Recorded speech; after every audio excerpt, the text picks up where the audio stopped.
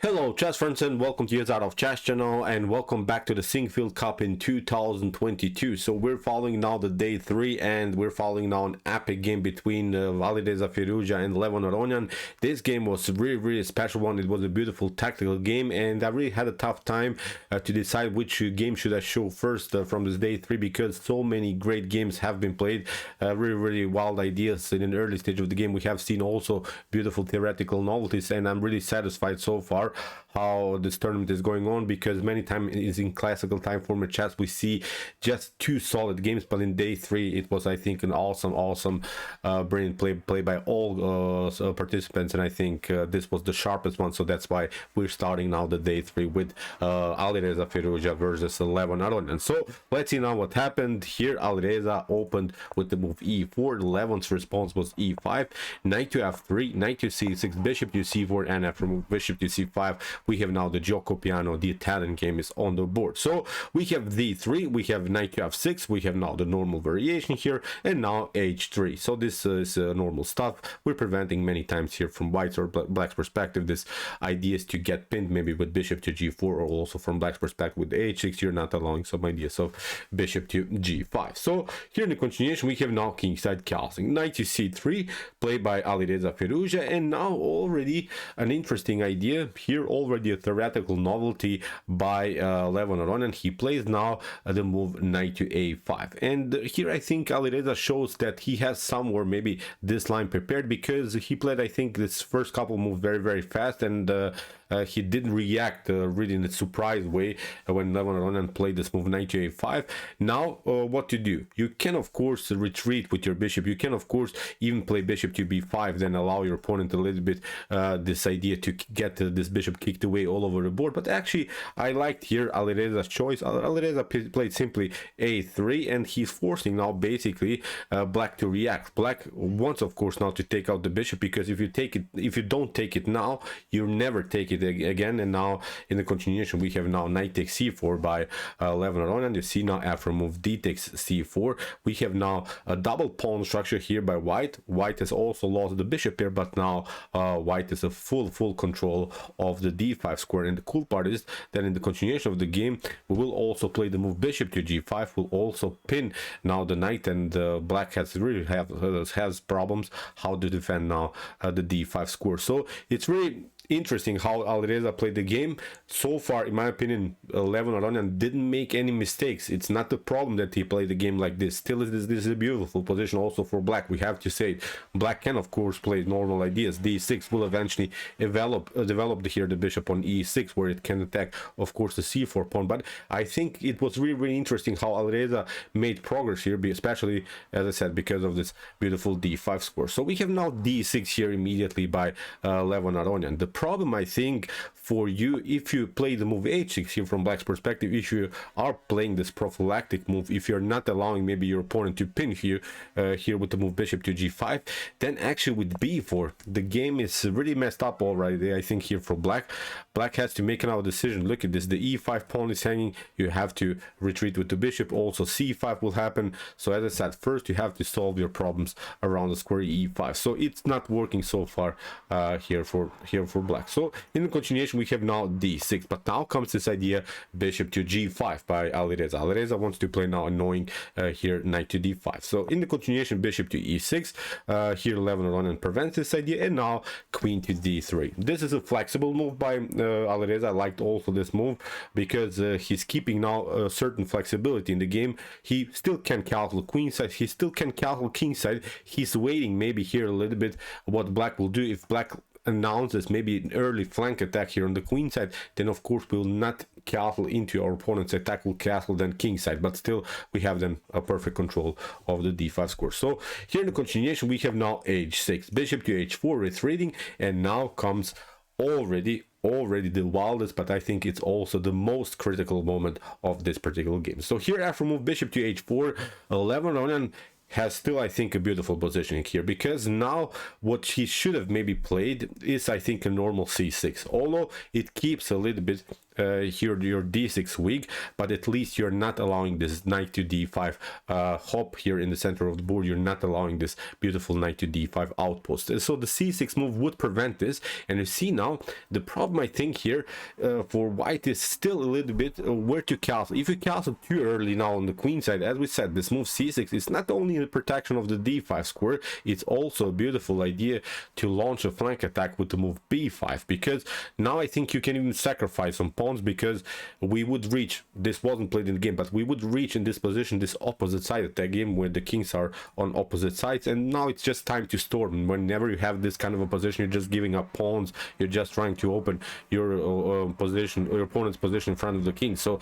b5 I think would be a brilliant idea. Even if you allow your opponent this kind of a scenario, just open the b file, c file, maybe include this other rook into the game. So when it comes to activity, I think black would be much faster in this attack. So even if you calculate here king side, if you're not maybe happy with this position around the square b5, then still g5 could happen after, only after calculating this g5 move would be possible. Now if you try maybe to sacrifice the knight with knight to g5, look at this, bishop to h takes g5, bishop to g5, and now you could maybe protect your knight here on f6. But now even if the queen gets included here on f3, you have this beautiful move. You have maybe here the move king to g6. You can even attack the bishop further, which is really wild. White doesn't have support in order to make progress here in this position, so you would be forced maybe to stay on this very annoying pin. And now there is a beautiful defensive idea, bishop to g4. This, what I'm showing you now, is just really a pervert Stockfish 15 line.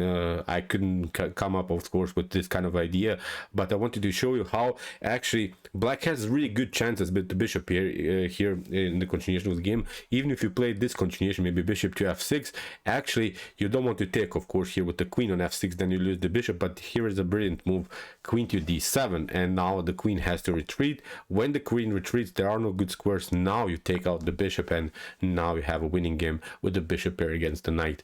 This is winning for black for sure. So as I said, the point is that c6 is really a beautiful flexible move, which keeps, I think, here the game complicated for white. But what Levon Aronian, after move bishop to h4 played, he played now g5 immediately, and now this idea is not working, because here Alireza has now the opportunity to sacrifice the knight for a pawn, and this is correct. This is a beautiful move what Alireza played, h takes g5. You have to play the game now like this. But now if I move bishop to g5, the queen is paralyzed on this particular square, so the queen is out of game. You cannot move the queen because you lose now the knight. So here in the continuation, Levon Aronian had to play now this annoying move, king to g7.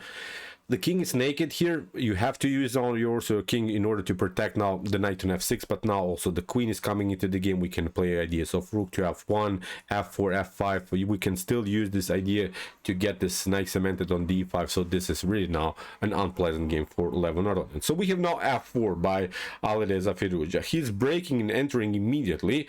There is also a normal idea that you can play queen to f3. It's also making sense. Then if you try maybe c6, not allow maybe this knight in d5 hop, then we just make progress here. h4, you're just queenside castle. You can even push the pawn on h5, and in one particular moment I think black has to even sacrifice now the rook for the exchange in order to keep the game somehow compact here, because this bishop on g5 is simply too powerful. And basically in this scenario you are hoping that maybe white is giving up finally his bishop for your rook. Okay, you lost the exchange, but finally, as I said, you got rid of this very annoying bishop on g5. So this was maybe an idea here after move queen to f3. But Alireza played a different idea, which is also perfectly fine. f4 is breaking the position in the center immediately. What to do here in the continuation, we have e takes f4, must move now for Levon Aronian, and now knight to e2, keeping now really the progress here. Now knight to f4 is a beautiful idea, and when that happens, we can even use maybe this idea, knight to h5, continuing the pressure around the square f6. So we have now c6 again, keeping the d5 here protected. We have now b4, kicking with the bishop, and now bishop to e3, simply also protecting now the pawn on f4. The problem is now, if you play bishop to b6, if you retreat here, then we play simply from white's perspective the move rook to f1, and there is simply not a good way anymore to protect this position. Even if you get out of the pin, let's see, you're trying maybe to get out of the finally of this annoying pin with the bishop against the knight. Then we simply play queen to c3, and still you cannot move the knight. So this is really, really wild. So you would have to play maybe even wild moves like king to g6 here in this particular position. But again, we just support the bishop. We're keeping the bishop position like this, and now we're threatening this annoying knight to f4 move. So it's still not working here for black. Black is losing here for sure, although black is up a whole piece. So really, really wild position that Alireza created, but that was only possible because of this g5 move by Levon Aronian. So we have now bishop to e3. So as we said, after move b4 here, Levon kept at least the f4 pawn for a little bit longer protected by the bishop on e3. Now we have rook to f1, continue the pressure on f4, and now king to g6. So now Alireza plays h4, simply supports now the bishop, and now bishop to c4 here, play by Levon Aronian. He's trying now at least to deflect the queen somehow here from the defense of the e4 pawn. At least he's trying to break and enter here with the move d5. He's hoping maybe to trade off the queens and finally get out of this mess. Even if you play, let's see, even if you play maybe some ideas of a5, let's imagine this position, you're trying maybe to counterplay here on the queen side. This is not working because knight to f4, as we said, is simply too much to handle. So even if you play, for instance, the move queen to d7, let's see, again, you're trying to get out of the spin. It's not working because of this beautiful tactical shot, bishop takes f6, king to f6, and now we just pick up the bishop here. You cannot take the queen because of this activity of the rook on the f file. So it's really, really wild how these tactics are working.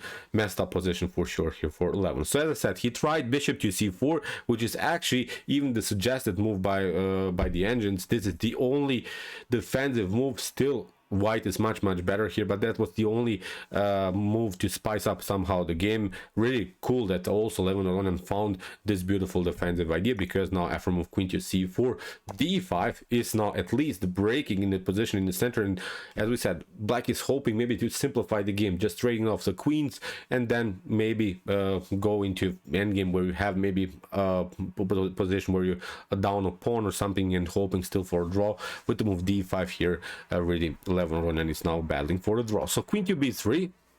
Here in the continuation, Alireza keeps now the queen on this very important diagonal. If you take here d takes e4 immediately, then still knight to f4 is winning here, so it's not working. You have to step back and it's game over. You cannot take, of course, bishop to f4, rook to f4. We're continuing the pressure here around the square f6, so it's not working. So now after move queen to b3, the only way again for Levon Aronian to make at least some kind of a solid position here is to play the move queen to d6. And still, again, I'm pointing out white is better here. It's not a point about that, but actually after queen to d6, you can play, of course, knight to f4. We have here bishop to f4, but now after bishop to f4, we can step back with the queen to e7, and now after something like queenside castling, black can maybe take out the pawn in the center of the board. Again, I'm saying white is better, but at least you have this complicated knight in the center of the board. The knight is on the light square. You have a dark square bishop that you're playing against, so the knight in the center of the board cannot be kicked away by any minor piece of white. So it's a good knight. It's a very powerful knight. So maybe this was the way to go in order to keep some kind of a chance in the game. But here the continuation after move queen to b3, Levon Aronian played the bad move rook to e8. So here he tried to open now the e file. He hoped maybe for some activities on the e file, but Alireza plays now the normal idea, bishop to f4, perfectly fine. Bishop to f4, knight to f4 comes, of course, with a check. That was now the beautiful move. King to h7, and now finally getting out of this mess, queenside castling. And this was a beautiful attack, I think, by Alireza Firouzja. He sacrificed the piece in the beginning. Now he got his piece back, and he has now at least a situation where black king is naked. So in the continuation, we have now knight to e4, here played by Levon Aronian. And now comes also really a beautiful moment in the game. Maybe you can pause the video and try to see now the best continuation here for white. So then we'll talk about the position more. So try to see now really a beautiful tactical solution. So Okay, here the best move for white is a beautiful knight takes d5, because after c takes d5 you have the opportunity to take, you have opened the f file when you remove the knight of course from f4. Now you're opening in the position, and now black has several choices. Black can go king to g8, king to g6, king to h8. Every move is basically bad here. Because of the rook to g8, we can play now rook to d5. There's no way that you take out the rook, because you get this one, rook takes d8 comes of course also with a beautiful discovery. So this is not working. So after move rook to d5, you would be forced maybe to step back with the queen to b6, but now we just play rook to f4, attack further the knight. Then we have also maybe the opportunity to again deliver an annoying check with rook to g5. Again, the king is naked, the rook's activity, the queen's activity on this diagonal is simply too much to handle here for black. So from king to h8, again the same position would happen. Again, we simply take out the pawn on the e5, and even if you play king to g6, again we play rook to d5. Rook to d5 would be the destroying move here for black. So as I said, knight to d5 was simply the must move that Alireza had to play, but unfortunately for the beauty of the game, Alireza played the passive move knight to e2, and I'm not sure why this happened. Still, Alireza had decent time on the clock, around 15 minutes, so he still, I think, could have calculated this beautiful position more deeply. Maybe with the move knight to d5, this would be, I think, the game of the week at least in this tournament. So unfortunately, as I said, for the beauty of the game, the Alireza didn't play it, but still he is better, because we have to say the king is naked here of blacks. That's now the most important thing here to say. So we have knight to d6, queen to d3, a couple of checks. We have now queen to d4. You see the king is naked, so here Levon is just hoping that maybe Alireza goes for perpetual, and then it should be a draw. So we have now knight to g3, we have queen to b6, again trying to simplify the game, queen to d3, king to g8, and now knight to f5. We have knight to f5, queen to f5, and now Levon played this check, tried again to simplify the game by trading off the queens, and now Alireza steps back here to f2. So we have now a5, and this was really interesting. Now you see Levon is fighting back here. He's saying, okay, at least maybe I'm creating now decent attacking chances here on the a file. a5 is a brilliant move, but Alireza kept it cool here. He played rook to d3, a beautiful counter attack, because okay, black can take 8 takes b4, but now we're shifting over here. We have this intermediate check, rook to g3. Now you have to make a decision. If you play of course rook to h8, the problem is now you get simply here this idea queen to f3. Queen to f3 comes with the beautiful checkmate idea on h5, so there's not a good way anymore to defend this position. Let's go back, even if you try maybe some other ideas, maybe you play something like king to h7, then again queen to f3. So if you play here king to f8, then of course we have this one, rook to f3. So this was also the continuation. Now you see here Alireza Firouzja has built this beautiful battery and has now a clear target. It's of course the beautiful f7 square. So after rook to f3 here, there are several things that you can do. You can play of course rook to e7 here, maybe trying to protect your f7 square, but actually with queen to d4 again things are getting very tricky. You have an annoying check here that you can face. You cannot of course play something like this, then you get checkmated immediately.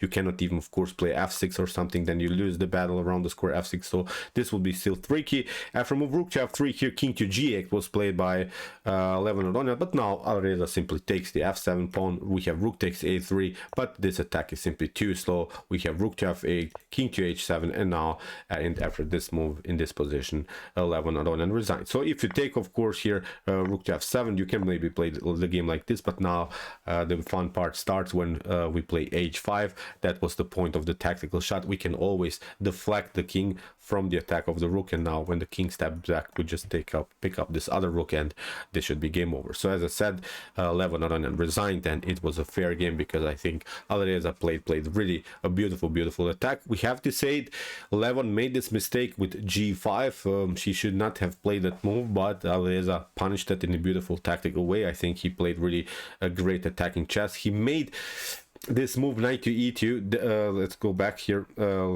That was, I think, the worst move that I think was in the game. I would have really loved that maybe Alireza would have played me with this move knight to d5. This would be incredible. This would be the game of the week, as I said, for sure. But okay, still Alireza fair win here, deserved win. He lost his game yesterday. He has now good chances maybe to get back in the tournament, because now we're all just in round 3, so still 6 rounds to play, so Alireza can of course catch up also with the leader. So okay, I hope that you enjoyed the game. I enjoyed it really a lot, especially because of these tactical shots that were possible and that were played in the game. If you want to see also some other games from this event, check out my coverage so far. We have covered also the beautiful game played by Jan Nepomniachtchi. Here's also the link, and if you like this content, don't forget to subscribe to my channel. See you soon with some more videos, and chess is the best, of course.